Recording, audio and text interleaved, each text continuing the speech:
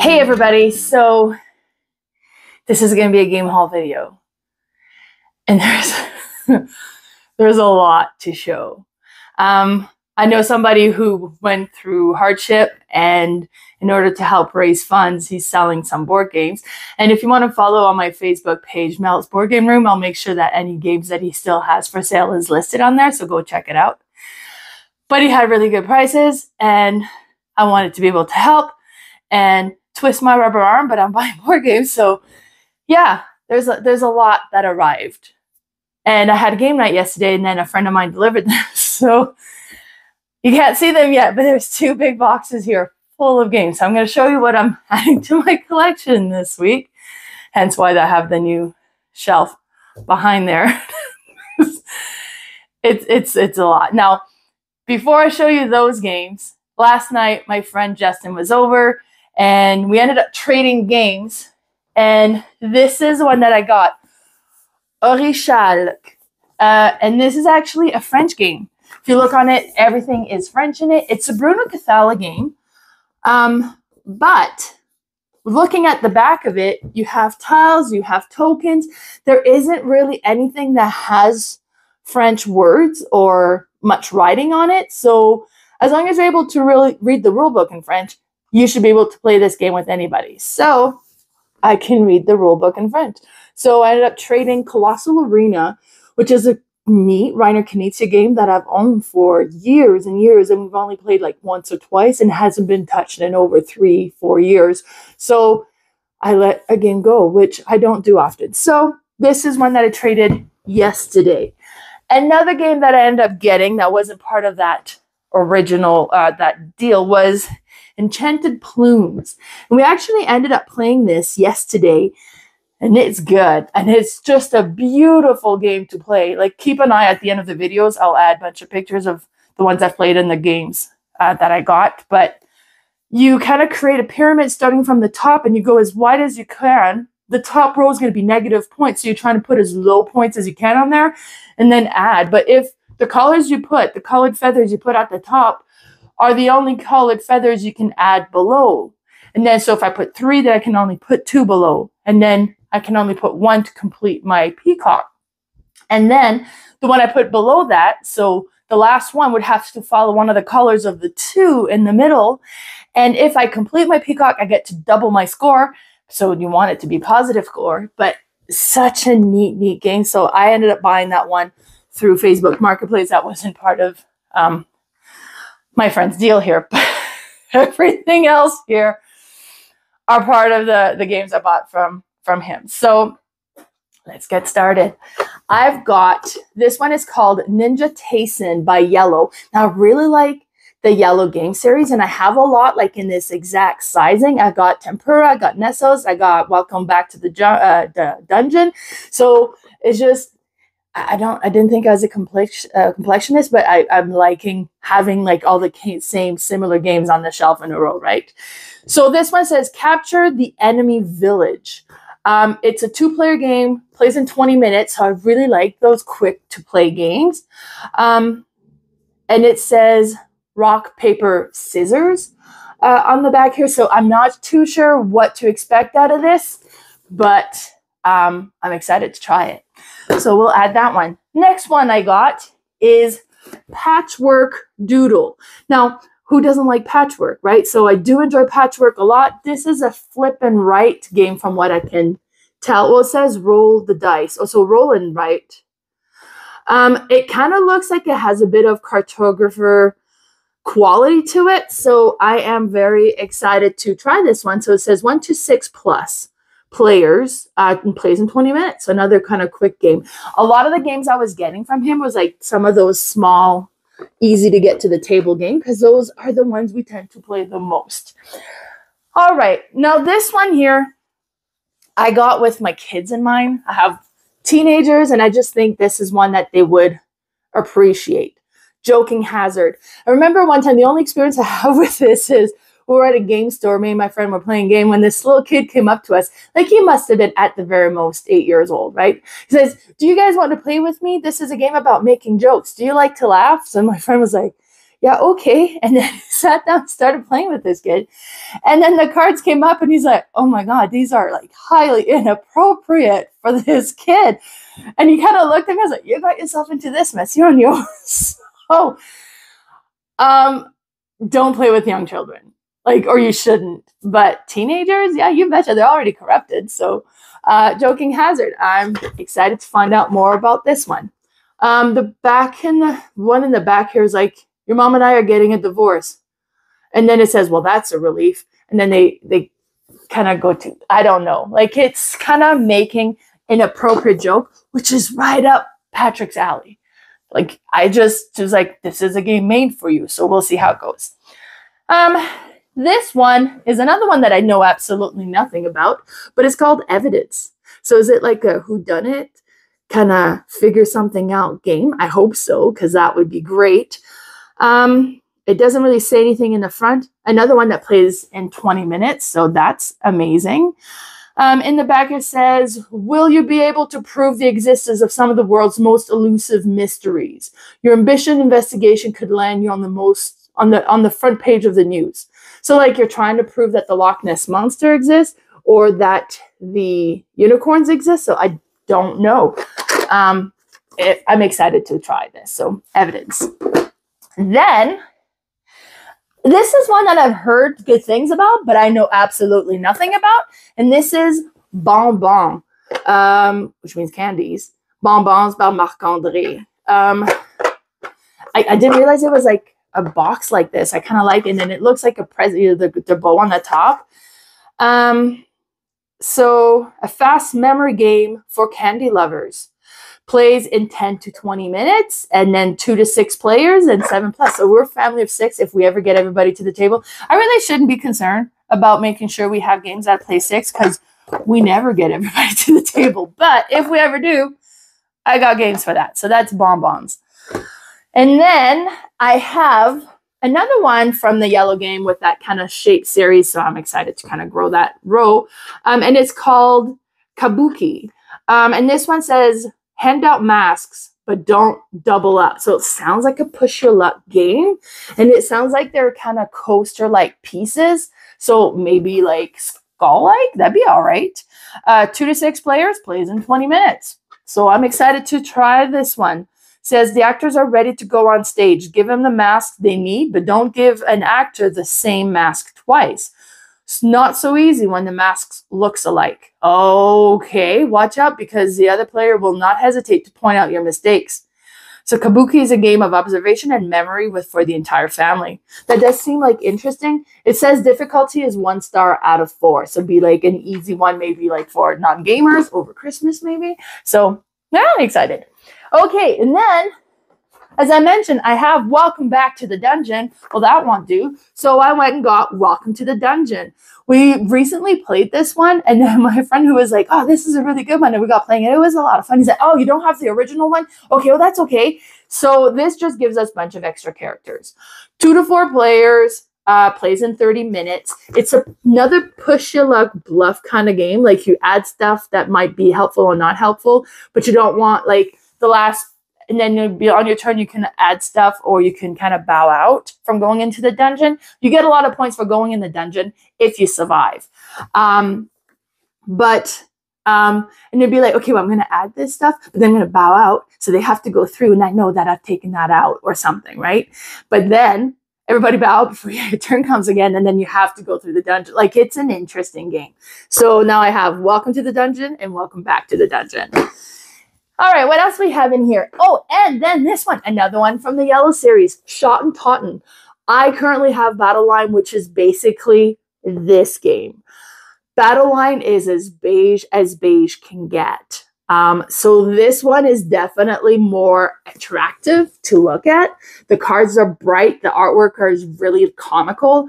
So I think this one would get played quite a bit more just for that, for the appeal.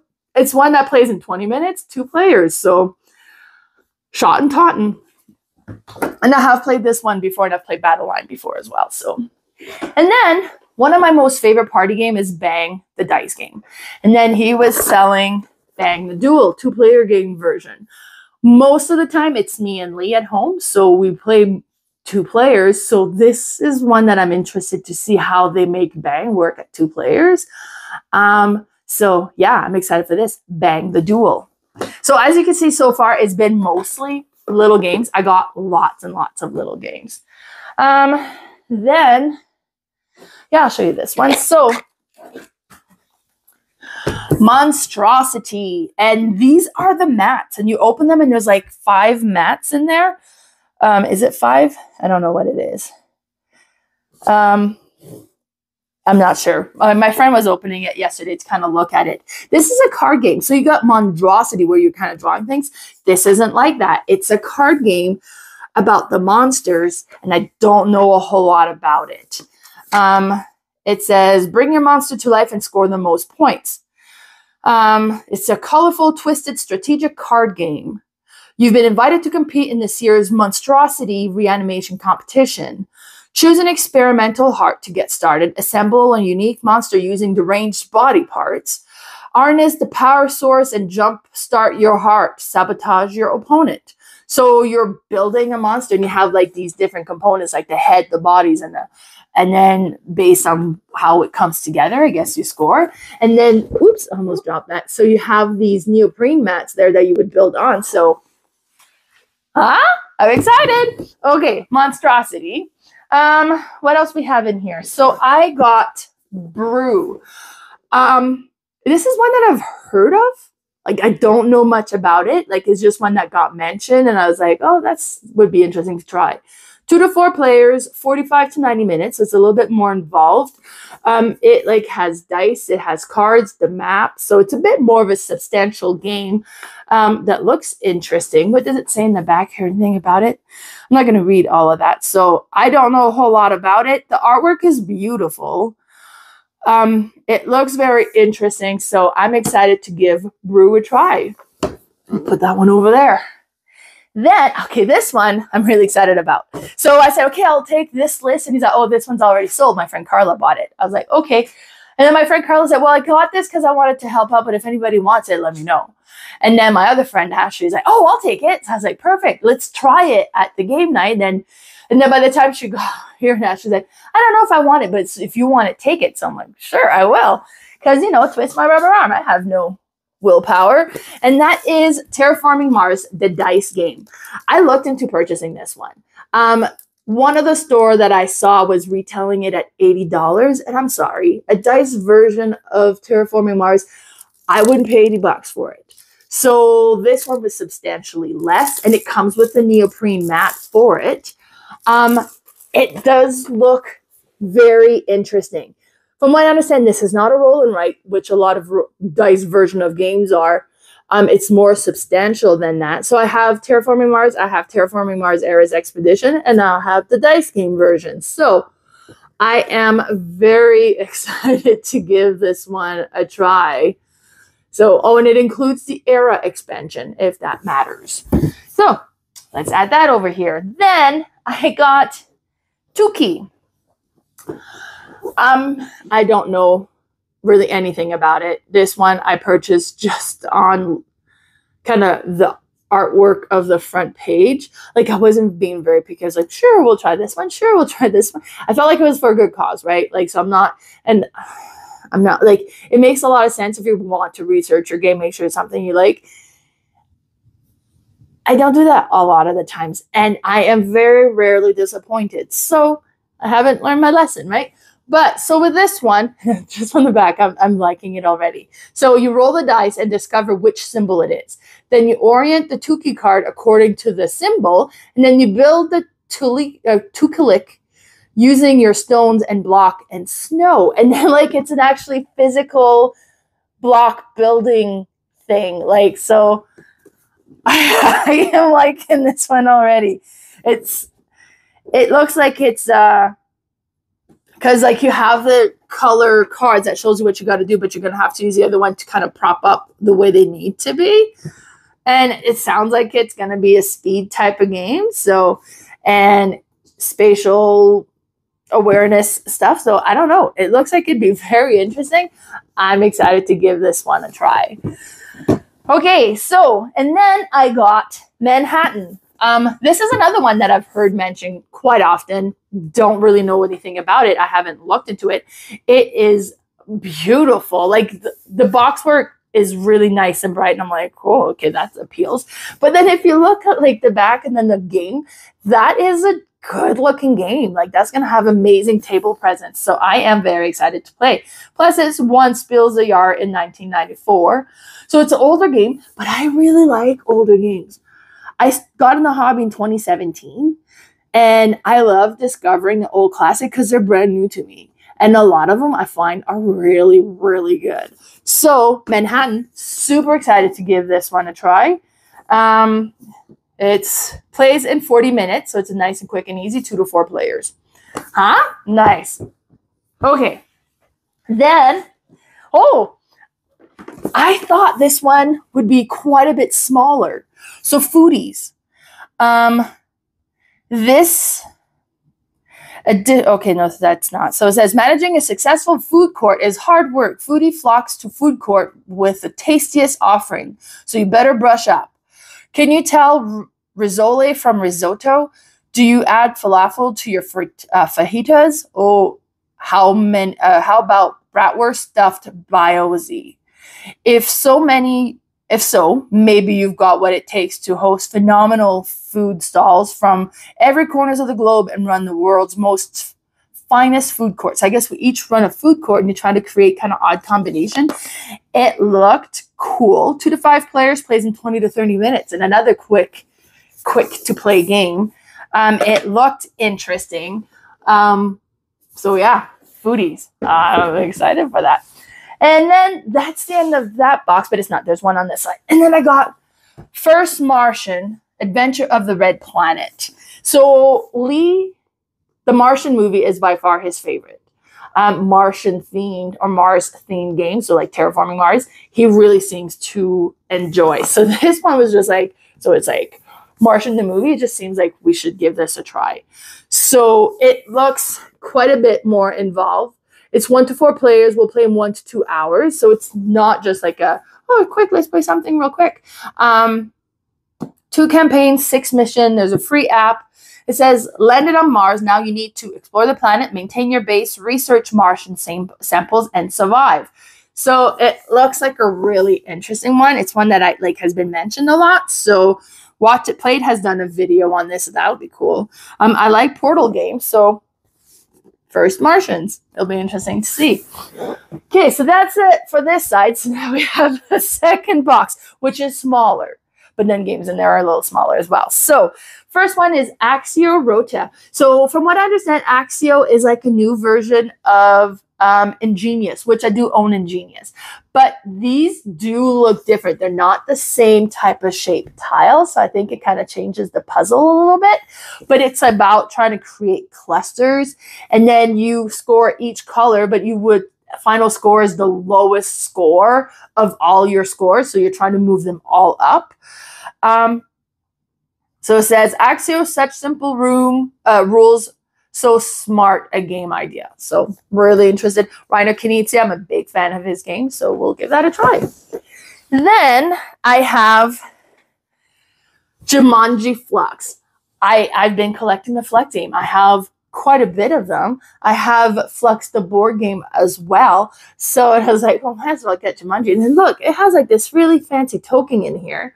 This one is really cool. So you're going to be, there's a bit of take that. The rules changes as you play because you'll be playing, it's like where it says, you start with draw a card, play a card.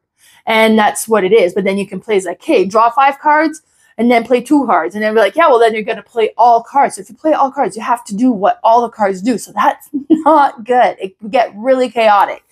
The goal is you try to get keeper cards in front of you that's going to match the current goal, and then you win the game. Sometimes it's a very quick game. Sometimes it's not quite so quick. We do enjoy this one. We play Fluxx regularly. So, yeah, Jumunji Fluxx, the card game. And then Marvel Fluxx, the card game. And this one also has a really cool token. And then it's Marvel, so my family is going to like that. And it plays pretty much just, that's one thing I like with Fluxx, is you get Fluxx to the table, you know how to play. Draw a card, play a card, try to get keeper cards that'll match your goals.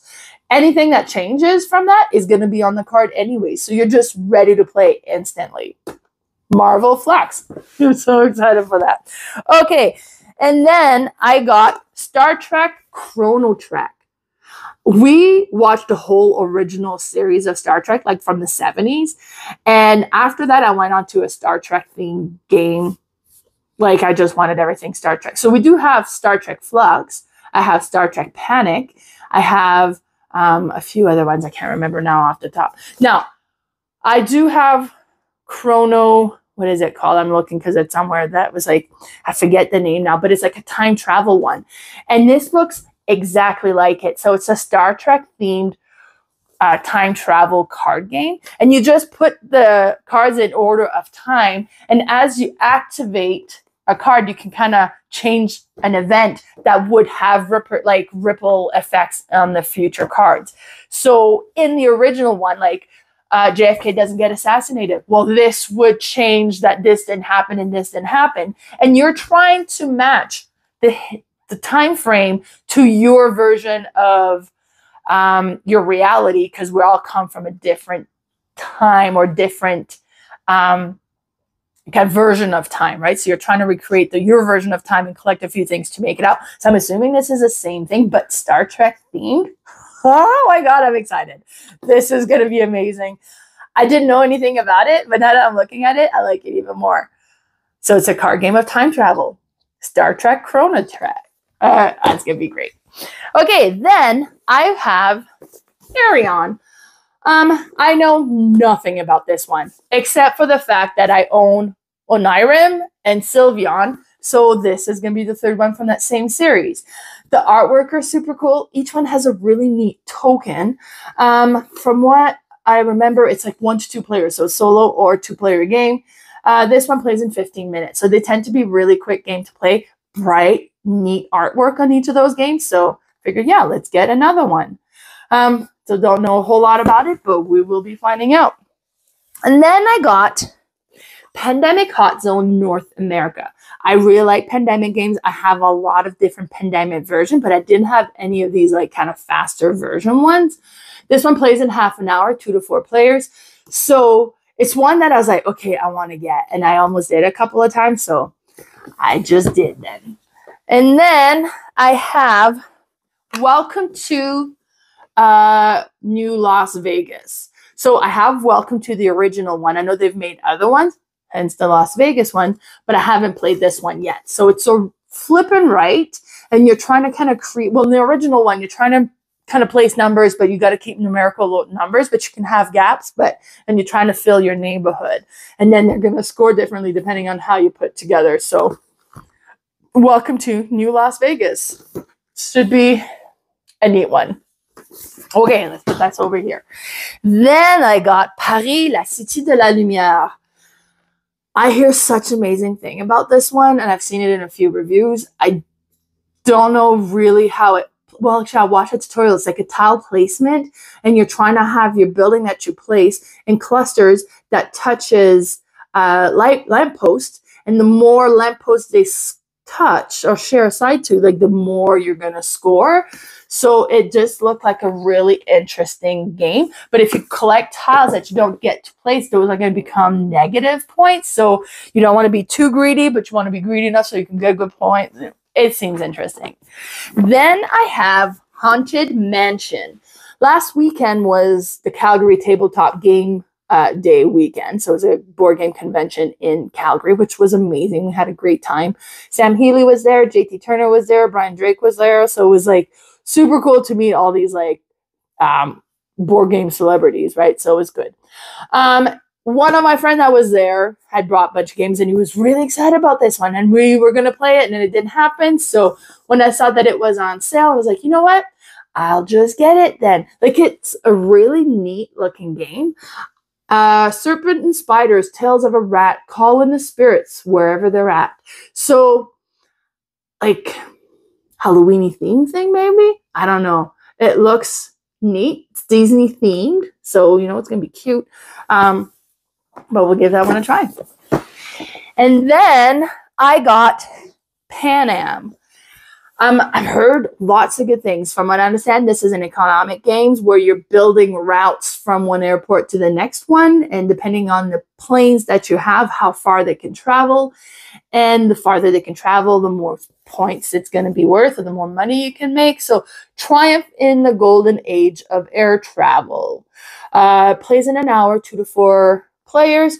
It just looks really neat. It's kind of like a map route building games with planes, and then you get actual like little plastic planes. So should be good. And I like economic games, so that should be good. All right, we're getting to the bottom of things here. Haven, Ryan Lockrat. So I was kind of like, oh, well, I like his stuff, so sure. Now he's the artist, so he's done near and far and a bunch of stuff like that. So I was excited to see this one. It looks really pretty, very nature theme like. What does it say here? Anything on there? The battle for Haven begins. So battle game.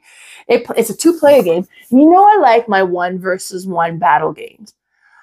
I tend to gear towards those all the time. I really like them. So I didn't know about that about me, but I do now. So, and it has like a very mythical type of flair to it. So I think I like this one quite a bit.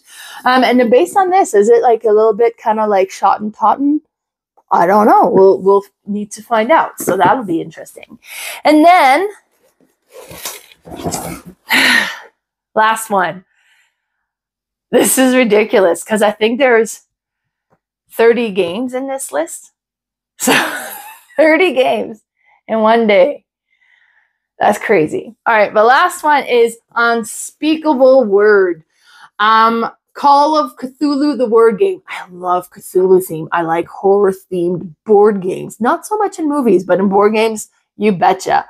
And this is like, so, and I do enjoy the word games. My family, not so much, but I personally, I really do. And I was like, Cthulhu meet word games? Yeah, I'm in. So, and this one is also quite a bit bigger than I thought it was. I thought it'd be kind of a small card game, but so you have the words, like the letters, and then put words together somehow, and Cthulhu's involved. So I'm assuming you go insane in some way. It says, deep in the corners of letters, the hound of Tyndallos, wait for the unsuspecting in Unspeakable Words, the Call of Cthulhu word game. So, I don't know. There's a 20 dice. Oh, look at this. Like a little Cthulhu meeple or kind of mini in there. So, Unspeakable Words. I'm excited to give that one a try. So these are the 30 games that I have acquired to help a friend. Because, you know, board game community, we support each other. So as I mentioned, I'll put the list of what he has left, and he adds regularly. So I'll make sure that those get shared to my Facebook page. So be sure to check out Mel's Board Game Room. And if you can help, great, you can help. If you're in the Alberta area, we have a lot of friends that will go from up to Edmonton or down to Calgary. So reach out and we can try to get these games to you. In fact, there's 2 more that are here that have made it here that aren't mine because I haven't purchased them. But there's Transcontinental because I already own it. Great game. Really enjoy that one. So Transcontinental is here. And Sentinels of the Multiverse. Another friend bought that one. So these also here from that same collection. But yeah, so that's it for my game haul, which is... I do say so myself, a really impressive one. Lots of little games, but a few bigger games as well. So I'm going to be busy. Hopefully we get to play lots just to start getting these and see if I have enough shelf to put them in. That's why I bought those ones and I've been shuffled. So there's a few empty cubbies around that I can try to fill in. That was it. So thanks for tuning in. Bye, everybody.